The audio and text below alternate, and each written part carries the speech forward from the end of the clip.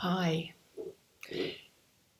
Rather irritatingly, perhaps, I'm going to share with you that I've discovered that life and Mother Nature and our bodies are far more logical and practical than perhaps we're taught, which is rather irritating, really, because I wish I had known years and years ago how logical and straightforward our emotional, physical, and spiritual states are.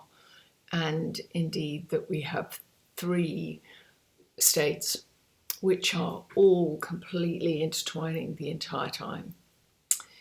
So my blog of this last Sunday was about how we need to go back and complete unfinished business.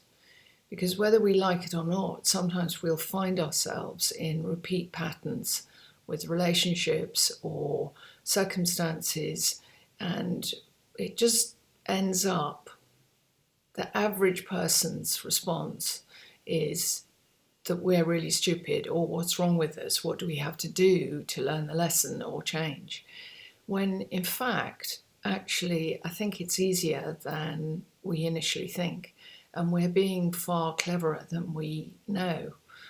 We do have to go back to situations where we've almost lost bits of ourselves. And if we've got a broken heart and our heart is, for instance, capable of mending repeatedly, we need to pay attention to our broken heart in order to mend it, in order to move on. So if you're finding yourself in repeat patterns, can you do yourself a favor, please, and realize that you're not being stupid, and that maybe it's not about learning lessons. Maybe it's about you being very, very clever, and you're needing to go back and do some weeding. That's a really good metaphor. Don't try and plant some more flowers in your life until you've gone back and just weeded. And there are many, many ways of doing that.